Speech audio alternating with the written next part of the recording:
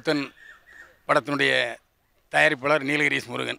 அது நீலகிரிஸ் முருகன் நீல்கிரிஸ் என்னுடைய அதாவது நான் ஆரம்ப காலத்தில் நீல்கிரிஸ் பேக்கரி வச்சதுனால அந்த அடைமொழி வந்து நீல்கிரிஸ் முருகன்ட்டு அது அப்படியே எல்லாருக்கும் நீல்கிரிஸ் முருகன்னா தான் தெரியும். ஏன்னா நாட்டில் எத்தனையோ முருகன் இருக்கும்போது நீல்கிரிஸ் முருகன்னா தான் என்ன எல்லாருக்கும் தெரியும், அறிமுகம்ன்றதுனால அந்த அடைமொழி அப்படியே உருவாயிருச்சு. இப்போ சினிமாவில் வந்து தயாரிப்பாளர்கள் நிறைய பேர் வந்திருக்காங்க, படமும் நிறைய தயாராகிட்டு இருக்கு. இப்போ ரிஸ்கியான சூழ்நிலை இப்போ இருக்கு. ஆமாம். எப்படி நீங்கள் உங்களுக்கு அந்த ரிஸ்க் எப்படி எடுக்க வந்தது? இன்னைக்கு ஒரு தயாரிப்பாளர் வந்து படத்தை எடுத்துடலாம், ஆனால் ரிலீஸ் பண்ணுறது மிகப்பெரிய கஷ்டம். தயாரிப்பாளர் வந்து எந்த அளவுக்கு ஒரு சிறப்பான படத்தையும் கொடுத்துட்டாலையும் கூட, ஆனால் ரிலீஸ் பண்ணுறது கஷ்டன்றது நான் உணர்ந்தவன். இந்த படம் சிறந்த படமாக இருந்தால் கண்டிப்பாக இது ரிலீஸ் பண்ண முடியுன்ற நம்பிக்கையில் தான் நான் இதை செஞ்சிட்ருக்கேன். காரணம், இந்த கதைக்களம் கண்டிப்பாக சக்ஸஸ் ஆகும் அப்படின்றது. ஆனால் எல்லா கதைகளும் நல்ல கதை தான், சிறப்பான கதைகள் வந்து ரிலீஸ் ஆகாமல் இருக்குது. எத்தனையோ படங்கள் இருக்குது. என்னுடைய நண்பர்கள் எத்தனையோ பேர் படத்தை எடுத்து இன்னும் ரிலீஸ் பண்ணாமல் இருக்காங்க.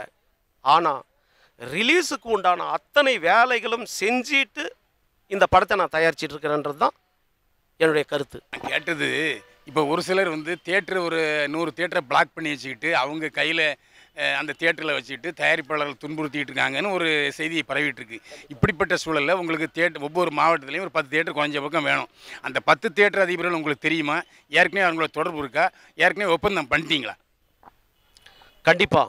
நீங்கள் கேட்ட கேள்விக்கு பதில் என்னென்னா, இந்த ரிலீஸுக்கு உண்டான அத்தனை யுக்திகளும் தியேட்டரில் கிட்டத்தட்ட இன்றைக்கி நான் 120 தியேட்ரு என்னுடைய நண்பர்களால் நான் கையில் வச்சுட்டு தான் இந்த படத்தை எடுக்கிறேன்.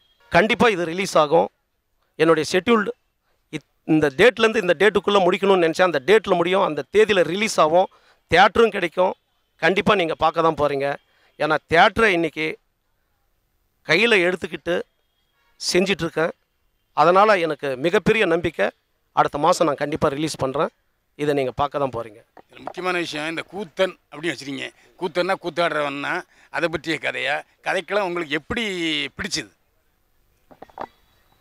இந்த கூத்தன் சப்ஜெக்ட்டு ரொம்ப பிடிச்சதுக்கு காரணம் என்னன்னு கேட்டிங்களன்னா, ஒரு நீங்கள் சொன்னது போல் கூத்தாடி, இந்த கூத்தாடி சாதாரணமான ஒரு கூத்தாடி கிளைமேக்ஸில் எந்த அளவுக்கு அவன் ரீச் ஆகிறான்றது தான் இந்த கதை.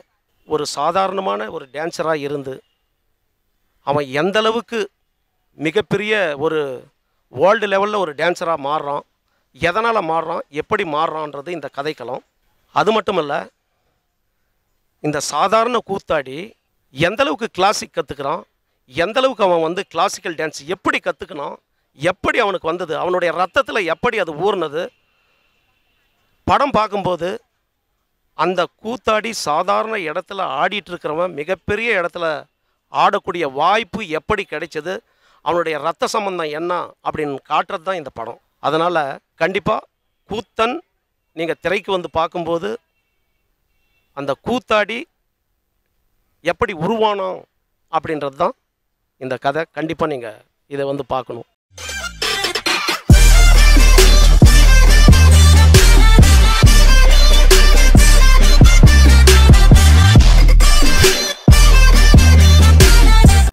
இந்த படம் வந்து சின்சியராக எடுத்திருக்கோம். யார் வேணால் இதை வந்து நெட்டில் போட்டுக்கோங்க. நீ உண்மையாகவே தமிழனாக இருந்தால் நெட்டில் போடாத.